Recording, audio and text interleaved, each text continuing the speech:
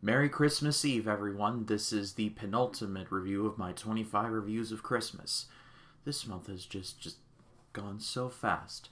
Anyway, I've got 2 movies left to review, and so let's get cracking.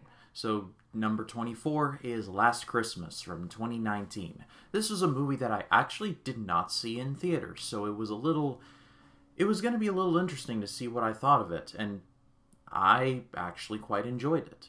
It tells the story of Kate, played by Emilia Clarke. She is pretty much down on her luck, and, well, not to mention that she's pretty miserable. She works at a year-round Christmas store, which is run by Michelle Yeoh, and let's just say she gives no damns at this point.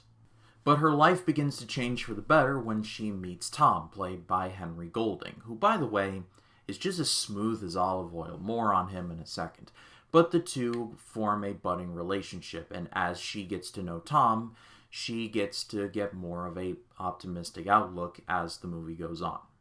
This movie already had me at hello with the George Michael effect. I'm a pretty big fan of the man, from his Wham stuff up to his solo career, Careless Whisper, Wake Me Up Before You Go Go. I think he's really talented, and his music really does add a bit to the movie. If you're a fan of George Michael, this is pretty much an all George Michael love fest. You're gonna love the music here. And overall, I guess I just liked the message of someone starting here and by the end ending up right about here. I've seen some complaints and reviews online that say that this movie is kind of dour, especially for it being a Christmas movie. And I can certainly understand. There are more than a few scenes where I was just like, Kate, I know your life is not exactly going great right now, but, your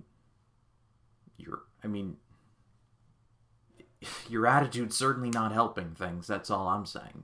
But the movie does a good job of showing that a lot of her anger, not all of it, but a lot of it, comes from a place of she just straight up just doesn't know what she wants from her life. I can relate to something like that. Like I said, Henry Golding is just as smooth as olive oil. Like, that man, even when he's playing a villain, like in something like The Gentleman, he just owns every scene that he is in. If tomorrow it was announced that Henry Golding is going to be the new James Bond, I wouldn't be against it. I would be all for it. But what really sent me over the top as to whether I liked or disliked the movie is one scene in particular, and even before I saw this whole movie cover to cover, it was this one scene, and it involves Kate telling the story of her heart transplant. It's a brutal scene at first, because you get to see, I guess, the mirror cracked, if you will.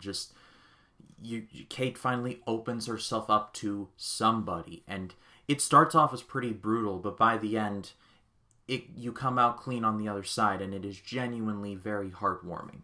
The individual heart transplant scene is up on YouTube if you just want to watch that. But overall, I really got a kick out of this one. I don't know why I waited so long to watch this, but I'm glad that I finally did.